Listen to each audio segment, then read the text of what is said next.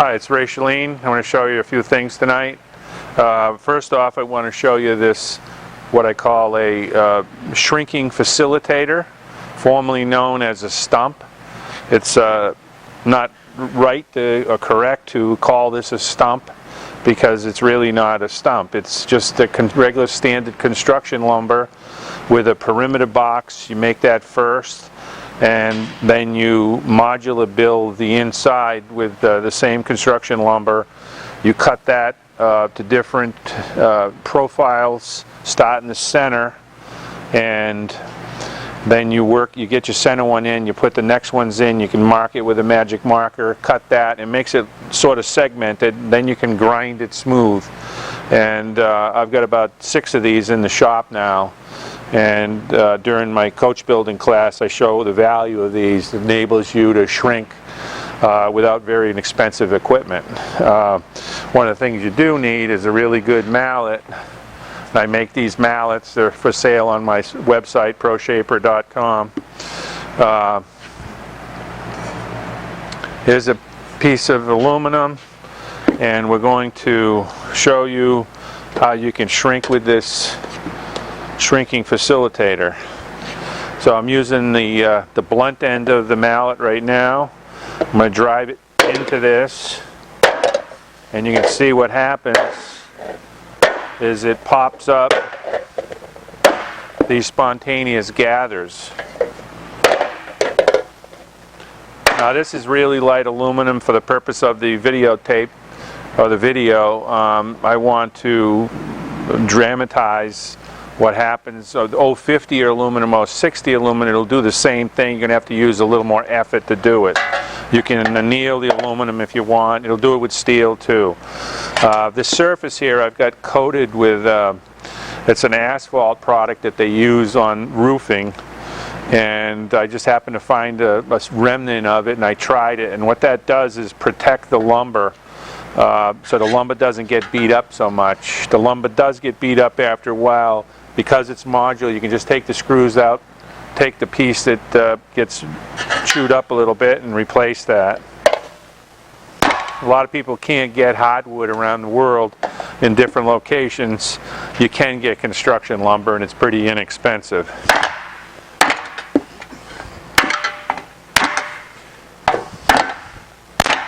So there's all your gathers. Now this is a very narrow motorcycle fender. You can make this depression a lot bigger and make a wider fender. So now what we'll do is crush up some of these spontaneous gathers, and you'll see the classic motorcycle fender shape just start to take place in front of your eyes here. So there's a little bit of stretching going on when you hit in the center of the panel, but most of this is all shrinking.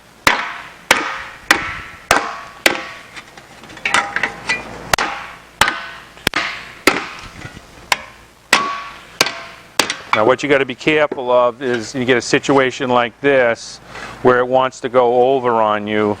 So that requires a little special treatment. You got to take and wedge it on the edge of a piece of hardwood or something. This is a real stump down here, and you can open that up so it's not going to tip over on you.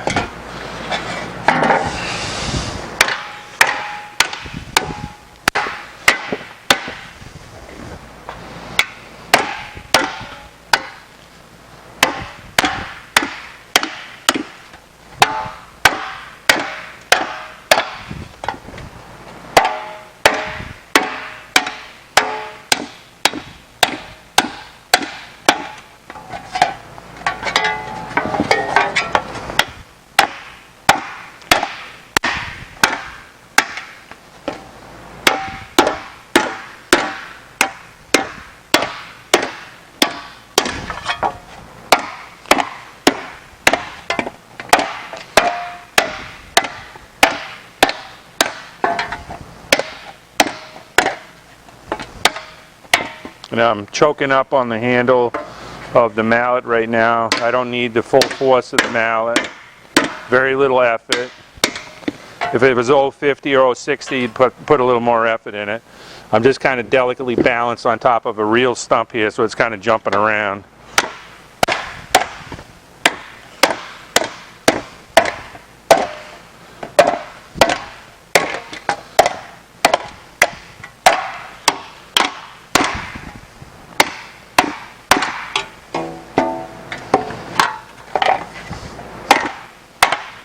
You got total control over the process. You saw I didn't have a gather there, so I just went back, hammered it, boom, it popped right in. Like I said, when they get a little steep, just put them up on the flat. I don't have a gather here, so I know it didn't shrink there, so pop one right in.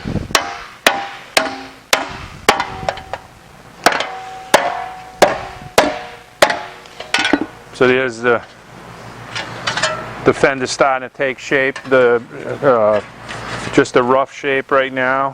One of the penalties of using this asphalt is that it'll leave a little residue, and you can't let that get on your English wheel rollers. So after doing your stretching and shrinking here in the shrinking facilitator, you're going to take lacquer thinner and clean this black tar off.